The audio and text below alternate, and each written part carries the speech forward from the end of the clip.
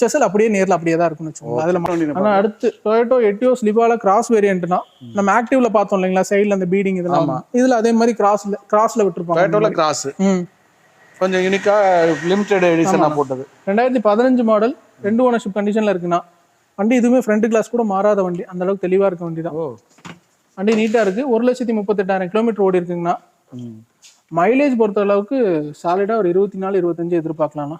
20க்கு மேலே கொடுத்தாலே ஃபேமஸ்ன்னு சொல்லுவோம். தாராளமாக கிடைக்கும். 24-25 சாலிடாக கிடைக்கும்னு வச்சுக்கோங்களேன். இதுவுமே ஆண்ட்ராய்ட் சிஸ்டம் எக்ஸ்ட்ரா அப்கிரேட் பண்ணியிருக்காங்க. ஸ்டேரிங் கண்ட்ரோல்ஸு, 2 ஏர் பேக்னா, alloy wheels, VD top variant, ஆக்டிவ்ல டாப் வேரியன்ட்னு வச்சுக்கோங்களேன், டீசல் காரு. ஓகே, இது எட்டியோஸ் கிராஸ்ல active top end model, top end variant. இந்த வண்டிக்கு நம்ம கேட்கக்கூடிய பிரைஸ் வந்து பாத்தீங்க அப்படின்னா 4,80,000 கேட்குறோங்கண்ணா. பிரைஸ் ஃபிக்ஸட் இல்லை, நெகோஷியபிள் தான்.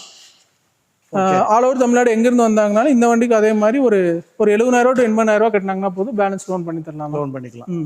ஓகேண்ணே. அதாவது ரீசெண்ட் டைம்ஸ்ல டீசல் தெளிவான வண்டி இல்லை. கிலோமீட்டருமே 1.38 ஒரு நார்மலான கிலோமீட்டர் தானே. 2-2.5 லட்சம் வரைக்கும் ஓடி இருக்கும். ஆனால் இன்ஜின் ஃபர்ஸ்ட் கிளாஸாக இருக்கும். எடுக்கிறவங்களுக்கு எந்த வேலையும் கிடையாது. சஸ்பென்ஷன் மாற்றியாச்சு, கிளச் மாற்றியாச்சு, டயர்ஸுமே ஒரு 70% இருக்குன்னு வச்சுக்கோங்களேன். ஓகேண்ணா. ஓகே, நம்ம அடுத்த வண்டி போயிடுவோம்.